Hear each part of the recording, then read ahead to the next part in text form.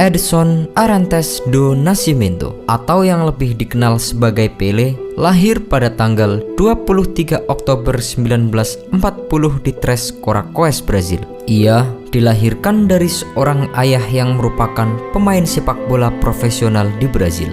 Ketika Pelé berusia 4 tahun, keluarganya pindah ke Bauru karena ayahnya mengalami cedera parah di lutut yang memaksanya untuk berhenti menjadi pemain sepak bola profesional. Pelé tumbuh dengan dua nama julukan, yaitu Diko dan Pelé. Keluarganya memberinya nama panggilan Diko yang berarti anak seorang warrior. Ayah Pelé yang dikenal sebagai Don Dinho dianggap oleh banyak orang sebagai prajurit di lapangan. Ia adalah seorang pemain sepak bola yang berani. Nama panggilan Pelé datang dari teman sekelasnya di sekolah. Pelé adalah tipe bahagia yang tidak keberatan dengan teman yang mengganggu dan mengolok-oloknya di sekolah. Ia akan tersenyum meski saat ia sedang terganggu dan disakiti. Menurut sebuah wawancara, Pelé pernah mengatakan nama awalnya berupa julukan di masa kecil yang tidak ia sukai. Itu bukan nama panggilan yang saya inginkan saat kecil. Keluargaku memanggilku Diko. Teman-temanku di jalan memanggilku Edson. Ketika mereka mulai memanggil saya Pelé, saya tidak menginginkannya. Mimpi masa kecil Pelé sebenarnya untuk menjadi seorang pilot. Namun, mimpinya harus kandas ketika sebuah pesawat lokal jatuh di dekat rumahnya.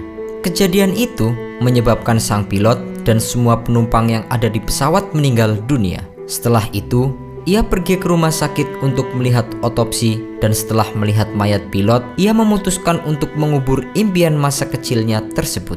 Pelé terlahir dalam sebuah keluarga miskin yang tak pernah merasakan hidup makmur. Saat itu, uang saku yang diberikan kepadanya bahkan tidak mampu untuk membeli bola. Namun, kemiskinan tidak lantas membuat Pelé berhenti bermain bola. Ia biasa bermain dengan kaos kaki yang diisi dengan kertas karena ia tidak mampu membeli bola untuk disimpan di rumahnya. Di lain waktu, ia bermain sepak bola dengan mangga saat istirahat. Sejak kecil, Pelé telah diajarkan bermain bola oleh ayahnya. Hampir setiap hari, ia bermain dengan anak-anak di sekitar rumahnya. Pelé kemudian membentuk tim pertamanya bersama dengan tetangganya dan ayahnya menjadi pelatih tim Pelé saat itu. Setelah itu, ia bergabung di beberapa tim amatir seperti Bakuino dan CT Setembro. Menginjak usia 11 tahun, yaitu ketika ia bergabung dengan tim Ameriquinha, ia ditemukan oleh mantan pemain timnas Brazil yang bernama Waldemar de Brito.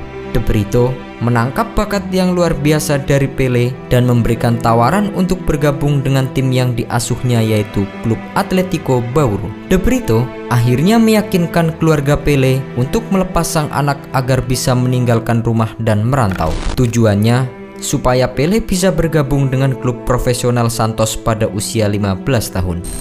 Pelé menandatangani kontrak dengan Santos pada tahun 1955. Meski usianya masih terbilang remaja, ia langsung berlatih dengan tim utama. Pada tahun pertamanya berseragam Santos, Pelé berhasil mencetak 17 gol. Permainannya yang gemilang membuat Pelé dipanggil untuk mengikuti Piala Dunia bersama dengan Brazil pada tahun 1958. Ia berhasil membawa Brazil menduduki tahta tertinggi sepak bola dunia setelah berhasil mengalahkan Swedia dengan skor 5-2. Selepas penampilan sensasionalnya di Piala Dunia kala itu, Pelé muda mendapatkan banyak tawaran bagus untuk bermain di klub Eropa. Namun, sang pemain memilih untuk tetap di Santos. Semakin menghebohkan lagi ketika Presiden Brazil meresmikan Pelé sebagai harta nasional sehingga hampir tertutup kemungkinan baginya untuk bermain di negara lain. Pelé masih terlibat dalam perjalanan Brazil di Piala Dunia 1962 di Chile. Skuad Brazil masih berhasil mempertahankan gelar juara dunia.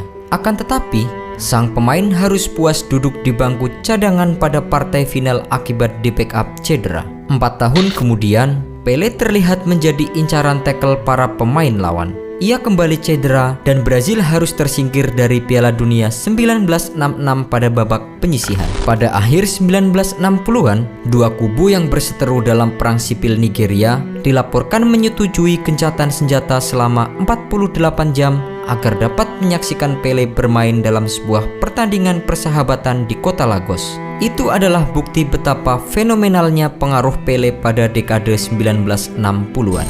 Piala Dunia 1970 di Meksiko menandai kembalinya Pele dan Brazil. Sang pemain yang sudah memasuki usia senior dipercaya memimpin skuad yang cukup mumpuni. Pele mencetak 4 gol di turnamen tersebut, termasuk 1 gol di pertandingan final untuk memberi Brazil kemenangan 4-1 atas Italia.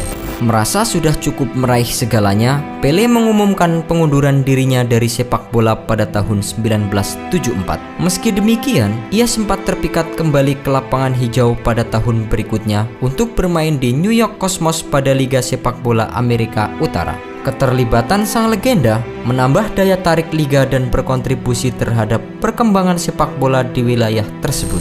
Pele memainkan pertandingan terakhirnya dalam sebuah pertandingan persahabatan antara New York Cosmos dan Santos pada bulan Oktober 1977. Pada tahun tersebut, sang legenda hidup sepak bola ini resmi pensiun dengan rekor fantastis. Ia berhasil mencetak 1.281 gol dalam 1.363 pertandingan.